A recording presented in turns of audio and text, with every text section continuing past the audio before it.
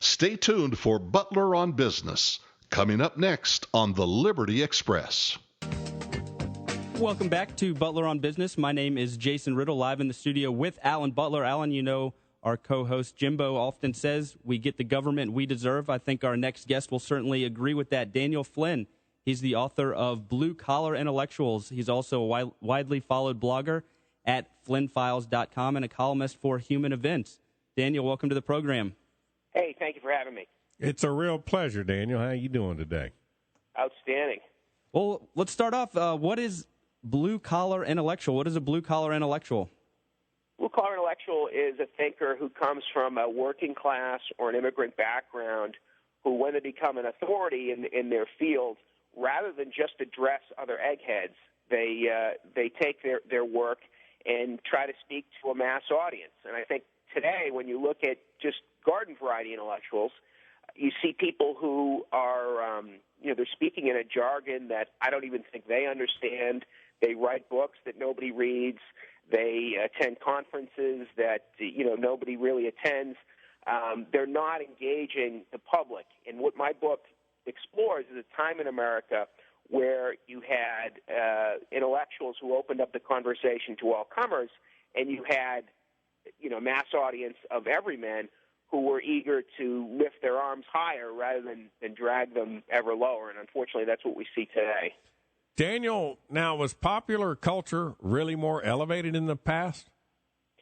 Well, I'll give you one sign of the times now. If you look at last year, this was the first time in the history of Hollywood that there wasn't a single original movie in the top 10. In other words, the top 10 box office earners last year in Hollywood were all either sequels, remakes, or based on comic book characters from 50 or 60 years ago. We're basically living off the fumes of past pop cultures. There's not a whole lot of originality there, and I think that's a shame. I think if you look, at say mid-century in America, we were the most educated country in the history of the world, and I think part of the reason for that is you had University of the Air style radio programs, you had the Book of the Month Club, you had the GI Bill, the spread of Carnegie-funded libraries. You had paperback publishing where basically anyone could afford to buy a book.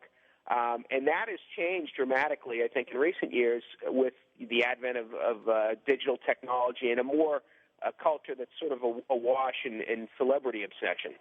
Well, looking back, obviously there was a time when the working class here in America used to really aspire to be educated, to look for ways to improve themselves culturally. Now it seems like we're wrapped up with, like you're saying, celebrity worship, what's happening with the Kardashians, what's going on with Jersey Shore, what the latest celebrity gossip is. How are, just going back to your theme about the blue-collar intellectuals, how are the intellectuals today failing the mass culture? Well, I think by not engaging the mass culture, by operating in an insular intellectual ghetto.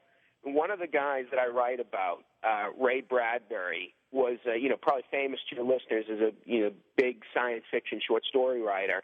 When he was a kid, he had two things really going against him. One was that he was extremely poor, so poor, in fact, that he slept in a roll-out bed in his living room with his brother into adulthood. And the other thing he had going against him is this guy was a nerd. He would ride around on these steel roller skates in Hollywood trying to corner Marlene Dietrich and Clark Gable and all the stars of the day and hounding them for autographs. The one thing he had going for him back then was he was super smart. But when it came time to go to college, he did not, he didn't have the money to go. And so what he did instead was he decided to go to the public library for 3 days a week, and he read, and he read, and he read. And he did this for 4 years as if he were going to college. And to me, Ray Bradbury had it right in that he could have cared less about that piece of paper that comes at the end of 4 years. All he cared about was the education. I think nowadays, for people who are pursuing higher education, they have it wrong. All they care about is that piece of paper at the end of 4 years, the diploma, and they could care less about education. And I think the intellectuals around today, they're guilty as charged as far as making college the new high school. And unfortunately, that's what we have today. And you have a guy like Ray Bradbury, who never even went to college, who certainly has a better education than so many of the people who are going to, the for-profit colleges or some of the other regular ones today. Well, I was a big Ray Bradbury fan growing up. Now, Jason's not into the science. I would say Ray was more fantasy than fiction. Sure. His contemporary was Isaac Asimov at the time. But, what do you attribute this decline in our intellectuality? What do you think is causing it? We're dumbing down the schools? Yeah, I mean, that's part of it. I mean, there's a school near me, that Cushing Academy. It costs $40,000 a year, really Tony-rich prep school. A couple of years ago, they made a decision to get rid of all of the books in their library. And you think for $40,000 a year, they'd be able to afford a couple books, but they decided to trash all their books. And they took the money that they would normally spend on books, and they bought 3 flat-screen televisions for their library and a cappuccino machine. And so I realize this is sort of an extreme example, and not every school is ditching their books. But, part of the problem is that we've become a tech-obsessed culture. And the great irony here is some of the smartest people that we have are making the products that are making us dumber. I travel a lot when writing Blue Collar Intellectuals, I travel and promote it.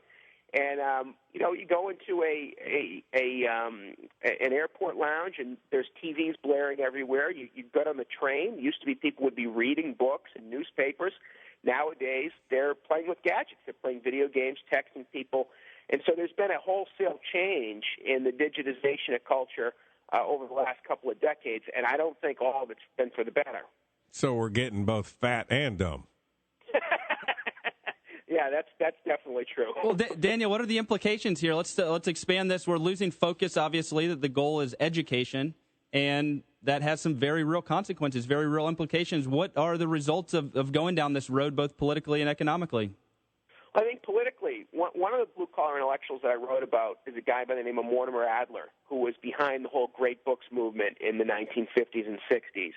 And Mortimer Adler basically said that the riddle of American democracy is, how do you make the education that used to be for the leisure class, that used to be for the ruling class, how do you give that education to the everyman? In other words, if your country is a monarchy, all you have to care about is the education for the king. You know the phrase, the education that's fit for a king? Well, if you give the king a good education, you're all set. But what happens when the ruler is not one person, but 311 million people? If you don't have the education that's fit for a king, everyone's education, you're going to be in some serious trouble. You're going to have people that not only can't govern the country, but they can't even govern their own souls. And I think to a large degree, that's the situation that we find ourselves in.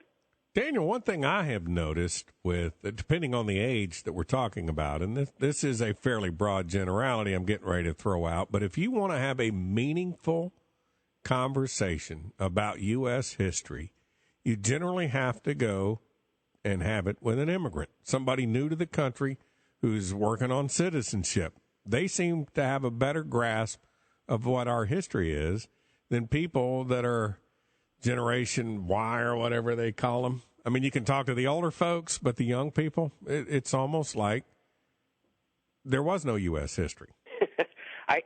Later this week, I'm speaking on a panel on civics education in America, and there's a group, ISI, which is also the publisher of my book, that comes out every year or so with a civics literacy exam, and they basically find that most people fail this exam, and the questions are pretty easy, like what are the branches of government, or they'll take a quote from the Emancipation Proclamation and say, where did this come from? Most people get it wrong. And when I encounter this exam every year, the results of it, I'm always surprised that I'm not surprised. In other words, I should be shocked that people don't know, which branch of government declares war. But I'm never shocked, because that's where we're at. And I don't think anyone, and conversely, I think the people who get those pretty easy questions wrong, if you're to ask them who's Snooki's boyfriend on the Jersey Shore, or, what scratch ticket pays off the best money, I'm sure they would get those right, that there's sort of a correlation there. And stupid is really the new smart. Well, now, I don't want to miss any points on that civics exam, but I believe we haven't declared war since World War II.